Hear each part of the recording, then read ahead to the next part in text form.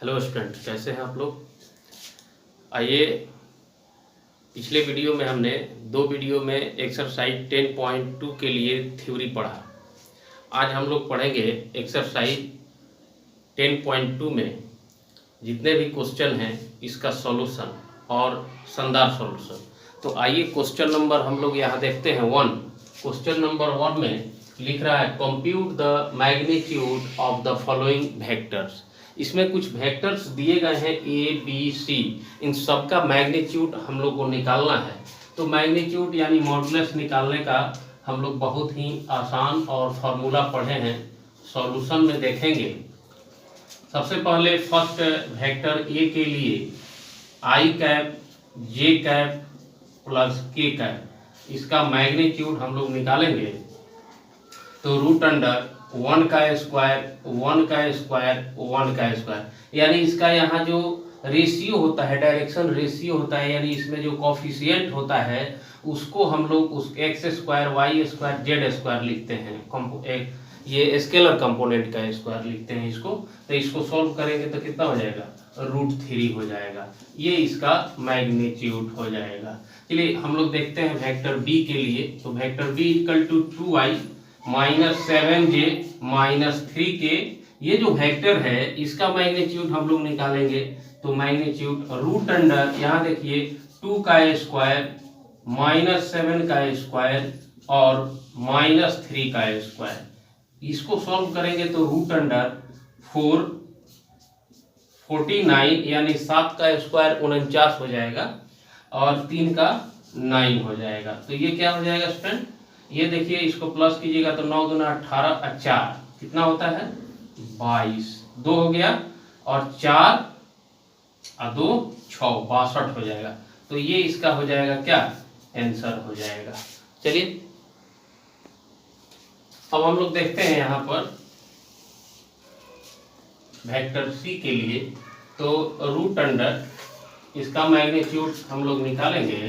तो 1/√3 का square plus 1/√3 का स्क्वायर और प्लस -1/√3 का स्क्वायर, ये क्या हो जाएगा रूट अंडर 1/3 स्क्वायर से रूट कैंसिल हो जाएगा, ये भी कैंसिल हो जाएगा और ये भी। यानी कहने का मतलब है कि इसको सॉल्व कीजिएगा तो 1 + 1 + 1/3 यानी √3/3, इसको कैंसिल करेंगे तो रूट अंडर 1 होगा, 1 का आंसर हो गया। तो ये कुछ इस तरह से हम लोग मैग्नीट्यूड निकाल सकते हैं। आइए देखते हैं क्वेश्चन नंबर 2। अब आइए हम लोग देखते हैं क्वेश्चन नंबर 2।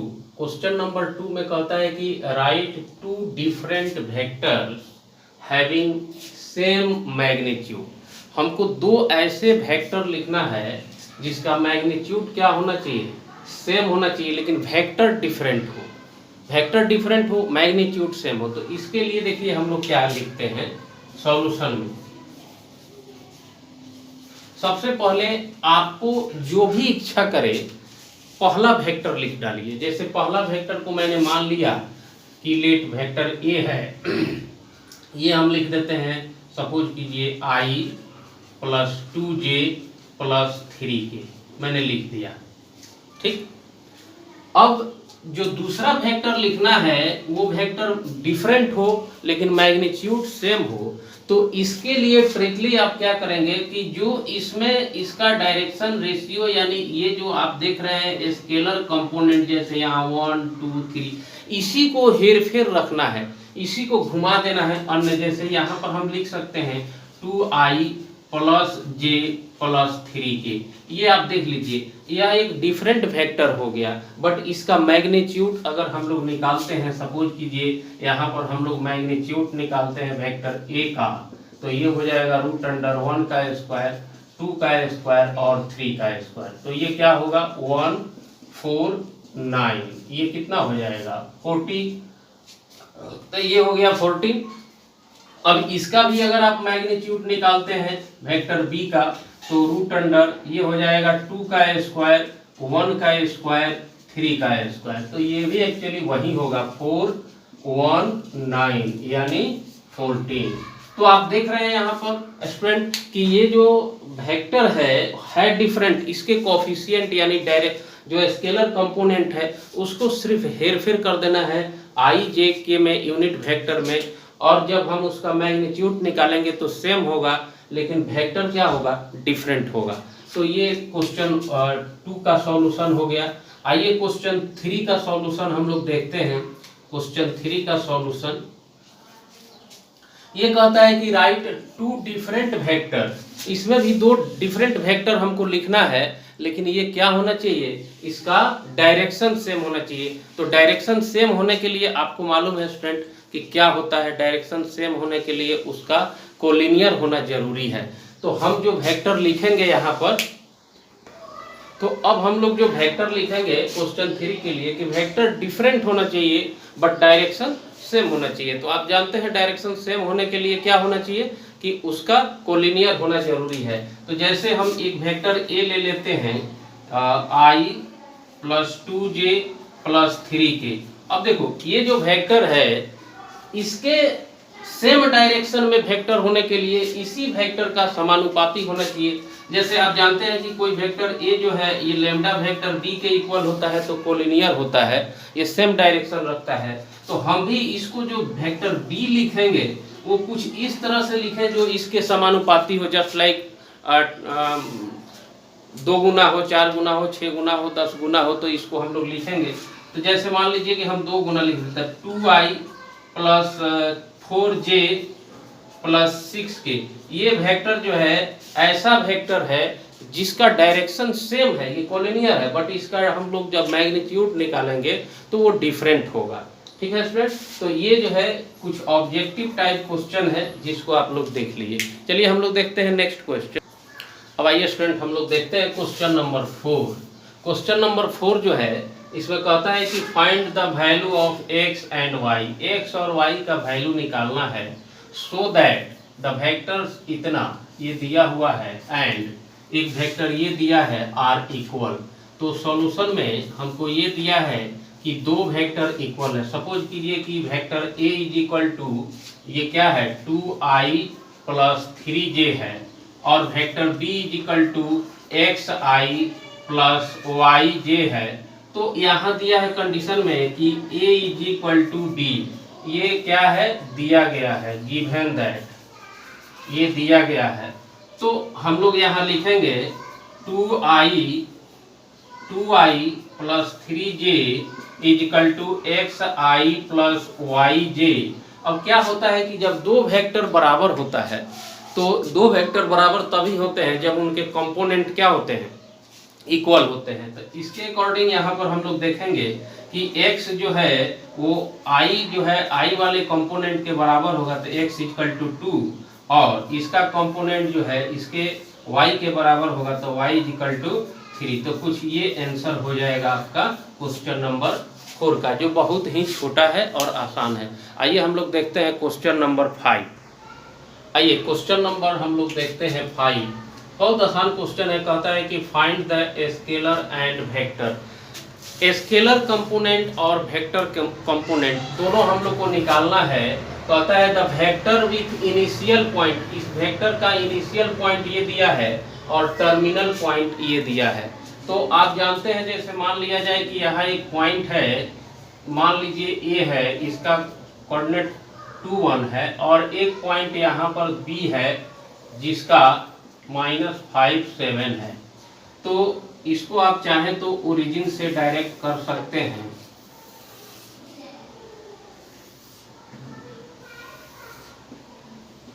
ओरिजिन से डायरेक्ट कीजिएगा इसको। ऐसे डायरेक्ट भी इसको आप x2 - x1 पर भी बना सकते हैं, लेकिन मैं कंसेप्ट आपको सबके लिए दे रहा हूं, ऐसे ही आप निकालिएगा। आप ओरिजिन से इसको डायरेक्ट कीजिएगा तो इसका पोजीशन वेक्टर जो होगा AO का वो होगा 2i प्लस j, और इसी तरह से OB का जो पोजीशन वेक्टर होगा वो -i 5i और प्लस 7j हो जाएगा। ठीक है, तो अब चलते हैं हम लोग सॉल्यूशन देखेंगे। यहाँ लिखिएगा let point A21 is initial point and B minus 5,7 is terminal point of the given vectors। अब यहाँ जो अब आप ज्वाइनिंग कीजिएगा AB, तो AB जो वेक्टर होगा इसका हमको वेक्टर फॉर्म में कंपोनेंट फॉर्म और स्केलर कंपोनेंट और वेक्टर कंपोनेंट फॉर्म प्राप्त करना है। तो इसके लिए आप क्या करेंगे, सबसे पहले चलिएगा इन ट्रायंगल OAB में जाइएगा तो क्या होगा बताइए। ये हो जाएगा, डायरेक्शन से इसको हम लोग डिनोट कर दें तो OA plus AB is equal to OB। तो आइए अब हम लोग क्या करेंगे, AB का जब वैल्यू निकालेंगे vector AB is equal to हो जाएगा OB माइनस OA। तो इसका वैल्यू रखिएगा, OB का मान है -5i plus 7j minus 2i minus j। तो ये हो जाएगा -7i प्लस 6j। ये क्या है, AB का, इसको हम लोग बोलेंगे पोजीशन वेक्टर जो है, ये पोजीशन वेक्टर या इसको कंपोनेंट फॉर्म कहेंगे, कंपोनेंट फॉर्म। एक्चुअली अब यहाँ आपको दिखाना है कि स्केलर कंपोनेंट कितना है और वेक्टर कंपोनेंट। तो स्केलर कंपोनेंट ये हो जाएगा -7 और 6, और इसका वेक्टर कंपोनेंट जो होगा, वेक्टर कंपोनेंट क्या हो जाएगा, -7i और 6j। ये इसका आंसर हो जाएगा। तो ये जो है आप सॉल्यूशन इसका देख लिया। आइए स्टूडेंट हम लोग देखते हैं क्वेश्चन नंबर नेक्स्ट। अब आइए क्वेश्चन नंबर 6 देखते हैं। क्वेश्चन नंबर 6 में कहता है कि find the sum of vectors. यहाँ कुछ वेक्टर्स दिए हुए हैं, इसका सम निकालना है, यानी इसका हमको योगफल निकालना है। तो आइए सॉल्यूशन में देखते हैं।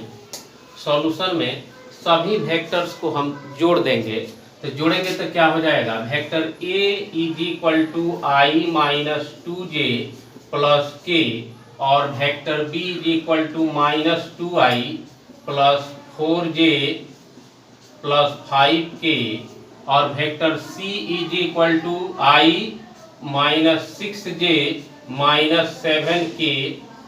ठीक है, अब इसका हम लोग जब प्लस निकालेंगे, सबको प्लस करेंगे, सम करेंगे, सबको सम करेंगे, तो ये हो जाएगा vector A plus vector B plus vector C। अब देखिए यहाँ पर देखिए ये vector i cap minus 2i cap और j, तो ये दोनों जो है प्लस माइनस के रूप में, इससे क्या हो जाएगा, कैंसिल हो जाएगा, तो ये 0 हो जाएगा। और यहाँ देखिए ये भी है 6, और ये है, ये 6 है, ये 4 है, तो यहाँ पर -2 और ये हो जाएगा -2, तो -4j। यहाँ देखिए ये जो है 6 हो जाएगा, -7 तो -k। तो एक्चुअली इसका जो सम होगा vector A plus vector B plus vector C is equal to -4j -k, ये आंसर हो जाएगा। एकदम छोटा सा क्वेश्चन है, ऑब्जेक्टिव क्वेश्चन में ये पूछा जाता है। तो आइए अब आइए हम लोग देखते हैं क्वेश्चन नंबर 7। ये कहता है कि find the unit vector in the direction of vector A is equal to i plus j plus 2k। तो किसी भी वेक्टर का यूनिट वेक्टर निकालने के लिए स्टूडेंट हम लोग उसी वेक्टर में उसके मॉडुलस से डिवाइड कर देते हैं। तो जैसे हम यूनिट वेक्टर निकालेंगे, सॉल्यूशन में हमको यूनिट वेक्टर निकालना है वेक्टर A का, तो वेक्टर A का जो यूनिट वेक्टर होगा A कैप, A डिफाइंड होता है vector A divided by modulus of vector A। अब यहाँ पर हम लोग लिखते हैं वेक्टर A का वैल्यू है vector I plus vector J plus vector 2k divided by root under इसके मैग्नीट्यूड से डिवाइड करते हैं हम लोग। तो मैग्नीट्यूड से डिवाइड करेंगे तो 1 का स्क्वायर प्लस 2 का स्क्वायर, ये हो जाएगा vector I plus J plus 2k by root under 1 plus 1 plus 4, यानी ये हो जाएगा 1 बाई रूट 6, आप इसको लिख सकते हैं। और ये हो जाएगा i plus j plus 2k। तो स्टूडेंट ये आपका जो है यूनिट वेक्टर होगा। ये बहुत ही आसान और ऑब्जेक्टिव क्वेश्चन है, इसको आप देख सकते हैं। ये ऑब्जेक्टिव क्वेश्चन है, ज़्यादातर पूछता है बोर्ड एग्जामिनेशन में, इसलिए इसको आप केयरफुली थोड़ा सा देखेंगे। और बहुत छोटा क्वेश्चन भी है, इजी भी है। आइए इसको हम लोग देखते हैं। नेक्स्ट क्वेश्चन, क्वेश्चन नंबर, आइए क्वेश्चन नंबर हम लोग देखते हैं। Question number 8, find the unit vector. यहाँ यूनिट वेक्टर निकालना है इन the direction of P Q. P Q के डायरेक्शन में, यानी वेक्टर पी क्यू निकालना है, तब उसका यूनिट वेक्टर हम लोग निकालेंगे। कहता है where P and Q are the point 1 2 3 and 4 5 6 respectively. दोनों पॉइंट का यहाँ पर कोऑर्डिनेट दिया हुआ है, यानी कंपोनेंट दिया हुआ है। तो हम लोग इसको क्या करते हैं, यहाँ लिखते हैं। सपोज कीजिए कि यह P है 1 2 3, और यहाँ पर सपोज कीजिए कि Q है, ये है 4 5 6, ठीक है। इसको हम लोग मिला देते हैं, ठीक है ना, PQ हो गया। अब इसको ओरिजिन से आप डायरेक्ट कीजिए, इसको ओरिजिन से डायरेक्ट करेंगे, यानी पोजीशन वेक्टर इसका हम लोग निकालेंगे। तो पोजीशन वेक्टर OP का क्या होगा, I + 2j + 3k। जो यहाँ होता है वही अकॉर्डिंग जो है कंपोनेंट फॉर्म में इसका पोजीशन वेक्टर। फिर इसका पोजीशन वेक्टर लिखिएगा तो ये हो जाएगा 4i + 5j + 6k। अब चलते हैं हम लोग यहाँ सॉल्व में लिखेंगे। सॉल्व में लिखेंगे let point P1 2 3 and Q, let 2 point PQ इतना 4 5 6। अब देखिए यहाँ हो जाएगा position vector of OP is equal to I + 2j + 3k। इसी तरीका से हम लोग लिखेंगे position vector of OQ। OQ जो वेक्टर है इसका position vector 4i + 5j + 6k, ठीक है। अब हम लोग चलेंगे इन ट्रायंगल OPQ। OPQ में at law of addition of vector से हम लोग लिख सकते हैं कि OP + PQ is equal to OQ। अब PQ आप निकालेंगे तो OQ - OP। अब देखिए यहाँ क्या हो जाएगा कि OQ का वैल्यू हम लोग लिखेंगे 4i + 5j + 6k minus I - 2j - 3k। अब इसको सॉल्व करेंगे तो ये हो जाएगा 3i, और ये हो जाएगा आपको 3j, और ये हो जाएगा +3k। ये आपका हो गया PQ का वैल्यू। अब हम लोग PQ का यूनिट वेक्टर निकालने के लिए, अब हम लोग PQ जो वेक्टर है इसको लिखेंगे 3i + 3j + 3k, और PQ का जो वैल्यू है इसको हम कोई सिंगल वेक्टर A मान लेते हैं। तो vector A = 3i + 3j + 3k हो गया। और यहाँ इसका हम लोग मैग्नीट्यूड निकालते हैं तो √3 का स्क्वायर 3 का स्क्वायर और 3 का स्क्वायर हो जाएगा, और ये हो जाएगा 9 और ये हो गया 9 √27, ये हो जाएगा 3√3। अब चलिए हम A का यूनिट वेक्टर निकालेंगे। A का यूनिट वेक्टर का मतलब है कि PQ के डायरेक्शन में हम लोग निकालेंगे। तो इसका वैल्यू हो जाएगा vector A by magnitude of vector A। तो A कैप, ये A कैप यूनिट वेक्टर का वैल्यू हो जाएगा। तो आप यहाँ लिख सकते हैं 3i + 3j + 3k और डिवाइडेड बाई √3√3। आप चाहें तो इससे 3 कॉमन कर सकते हैं, I + j + k बाई 3√3। तो ये यहाँ कैंसिल हो गया, 3 से 3 कैंसिल हो जाएगा। 1/√3 × I + j + k जो होगा यह इसका यूनिट वेक्टर हो जाएगा with direction to PQ। Okay, अब यहाँ हम लोग देखेंगे सबसे पहले वेक्टर ए जो है, तो सबसे पहले हम लोग क्या करते हैं, अब हम लोग वेक्टर ए ले लेते हैं 2i minus j plus 2k। Vector B is equal to,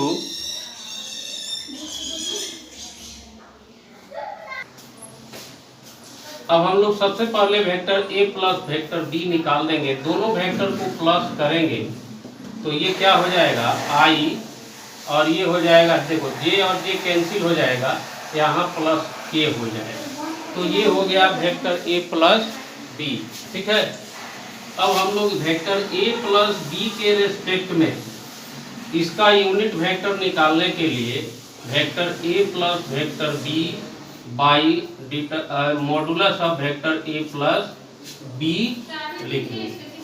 ठीक है, अब इसके बाद वैल्यू रखेंगे i plus k by root under 1 का स्क्वायर प्लस 1 का स्क्वायर, तो ये हो गया √2i प्लस k। ये आपका यूनिट वेक्टर हो जाएगा with direction of a plus b। Rest question का सॉल्यूशन नेक्स्ट वीडियो में हम लोग देखते हैं।